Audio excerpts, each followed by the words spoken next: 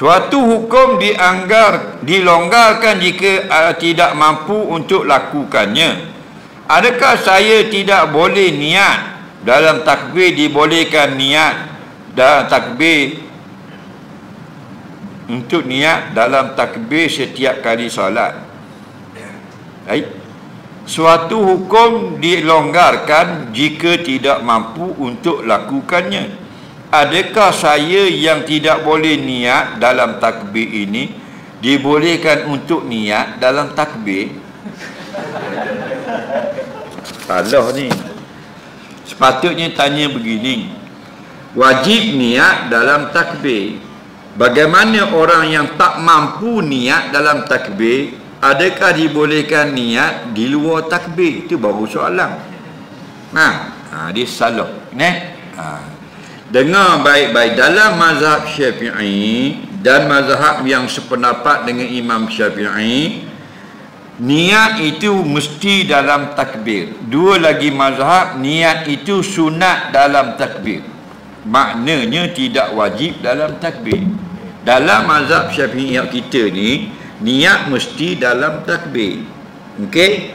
Walau bagaimanapun, barang siapa yang kesukaran, maknanya dia tak dapat nak berniat dalam takbir, susah baginya nak berniat dalam takbir, faham lagi?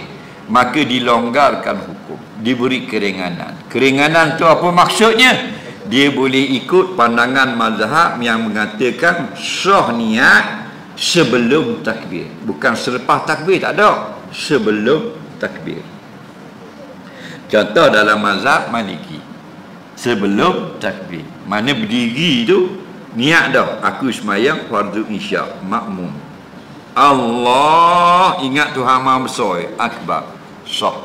Bila tu orang yang susah nak niat dalam takbir, terganggu dengan waswas. Kerana apa? Kerana dia dalam keadaan masyaqqah. Al-masyaqqatu tajlibut taysir. Kepayahan itu menarik hukum keringanan. Dalam kitab Risalah Imam Syafi'i, satu kaedah yang popular, al-amru idza dhaqa ittasa'a. Satu-satu perkara itu bila sempit sangat dilonggarkan sedikit. Maknanya dia ni awal lain wajib niat dan takbir, Allah, aku semayang fardu subuh, dia tak boleh nak mari tu, ada mari lalau kan tayat awal.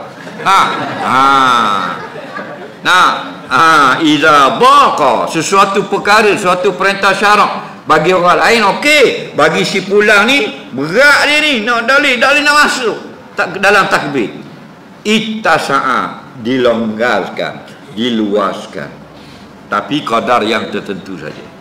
Maknanya ada tak pandangan mazhab lain fuqaha yang mengatakan boleh niat sebelum takbir? Ada dua mazhab ulama dalam mazhab Pak. Okey, maka siapa-siapa dalam mazhab Syafi'i tak mampu, kesukaran nak datang niat ketika bertakbir, maka berniatlah sebelum takbir.